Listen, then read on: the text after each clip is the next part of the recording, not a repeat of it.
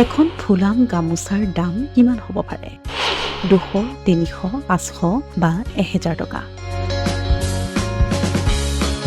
কিন্তু আজি আমি দেখুৱাম এনে এখন গামোচা যিখন গামোচাৰ দাম প্ৰায় 2 লাখ টকা।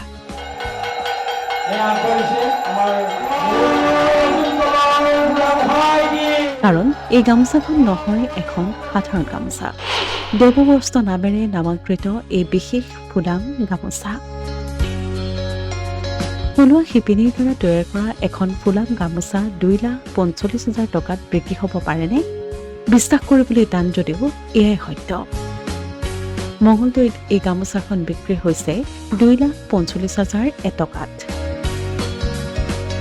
ফুলাম গামোচাখন ক্ৰয় কৰিলে বিতুপন ডেকাই। মঙলদৈ দাহী অৰ্জুনতল শ্ৰী বিষ্ণু মন্দিৰত অসমীয়াৰ স্বাভিমান ফুলাম থলুৱা গামোচা 2,45,000 টকাত বিক্ৰী হৈছে।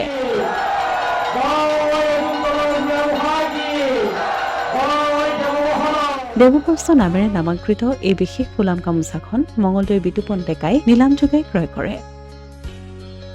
লক্ষণীয় যে দাহী অৰ্জুনতল বিষ্ণু মন্দিৰৰ জেঠমহীয়া বিষ্ণু হোমত প্ৰতিবছৰে দেৱবস্ত্ৰ নিলাম অনুষ্ঠিত কৰি আহিছে।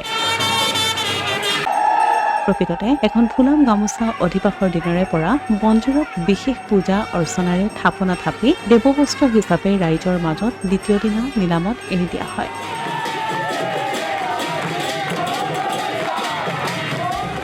এই বিশেষ গামোচাখনে মন্দিৰত পূজাৰ পাছত বিশেষ গুণ অৰ্জন কৰা বুলি স্থানীয় ৰাইজে বিশ্বাস কৰে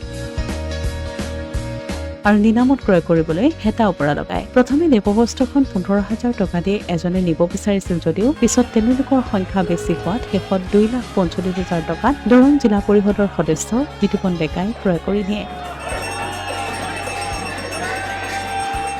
নিলাম অনুষ্ঠানটোৰ শুভ উদ্বোধন কৰে জ্যেষ্ঠ সাংবাদিক লুইট নীল ডনে।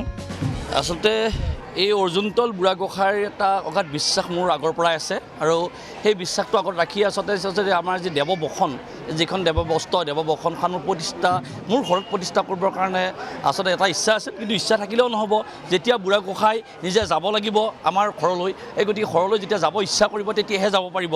গতিকে তেখেতৰ যিহেতু এতিয়া ইচ্ছা আছিল আৰু সেই ইচ্ছাটো ৰাখি আচলতে মোৰ বিশ্বাস ৰাখি মই যিহেতু এই দেৱবসনখন প্ৰতিষ্ঠা কৰিবৰ কাৰণে চেষ্টা কৰিছিলোঁ মোৰ ঘৰত।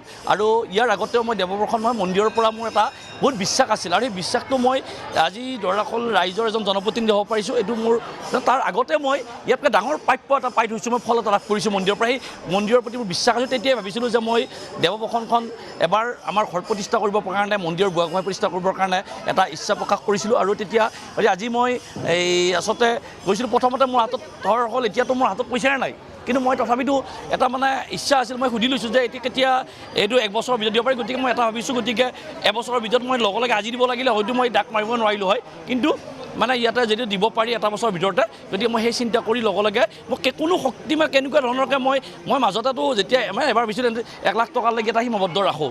গতিকে এতিয়া মোক কিবা এটা শক্তি দি লৈ যাই আছে, মই নিজে গম নাপাওঁ। আচলতে দ্বিতীয়ত আকৌ গোলাপ শৰ্মা দাৰো যথেষ্ট চেষ্টা কৰিছোঁ। মাজতে মই ৰৈ যাব বিচাৰিছিলোঁ, কিন্তু মাজতে যিহেতু তেখেতৰ ছোৱালীৰ জৰিয়তে গোলাপ শৰ্মা দাদাই এই ডাকটো মাৰি আছে ছোৱালীজনীয়ে, গতিকে ছোৱালীজনীৰ প্ৰতি কথা চিন্তা কৰি মই ভাবিছিলোঁ ৰৈয়ে যাওঁ নেকি। কিন্তু কথা হ'ল দেৱগোসাঁই সেইখিনিত মনৰ ভাৱটো মোৰ ৰৈ গ'ল। তেনেকৈ ডাকটো মই কৰি গ'লোঁ আৰু কৰি গৈ লাষ্টত শেষত 2,45,000 টকাত এই মন্দিৰৰ দেৱবসনখন আমাৰ ঘৰত প্ৰতিষ্ঠা কৰিবৰ কাৰণে আমি সক্ষম হৈছোঁ। গতিকে এই চেগতে মই মন্দিৰ পৰিচালনা সমিতি বিশেষকৈ দ্বিতীয় শ্ৰেষ্ঠ ডাকতা আমাৰ গোলাপ শৰ্মা দাকো ধন্যবাদ জ্ঞাপন কৰিছোঁ। আৰু কাৰণ যিহেতু তেখেতে এটা সময়ত ৰৈ যোৱাৰ কাৰণে হয়তো মই এই লাভটো কৰিলোঁ দেৱবসন প্ৰতিষ্ঠা কৰাৰ। গতিকে সেইটো কাৰণে এটা পৰম সৌভাগ্য আৰু যিটো বিশ্বাস আমাৰ ঘৰত এটা গোসাঁই আছে, শালগ্ৰাম গোসাঁই, আৰু শালগ্ৰাম গোসাঁইৰ লগত মই এই দেৱবসনখন প্ৰতিষ্ঠা কৰাটো মোৰ বহুত এটা ইচ্ছা আছিল, মনৰ হেঁপাহ আছিল। আগতে ইচ্ছা কৰিলেও নহ'ব, হয়তো যোৱা বছৰ মোৰ ইচ্ছা আছিল, কিন্তু যোৱা বছৰ মই আহিয়ে নাপালোঁ সময়ত। গতিকে এইবাৰ হয়তো কি বুলি কয় টাইমত আহি পালোঁ, আহি পোৱাৰ লগে এইবাৰ হয়তো গোসাঁই এটা যাব ইচ্ছা। গতিকে এইবাৰে এনেকুৱাকৈ লাভ কৰিলোঁ। অসমীয়া প্ৰতিদিন ডিজিটেল সংবাদ মঙলদৈ।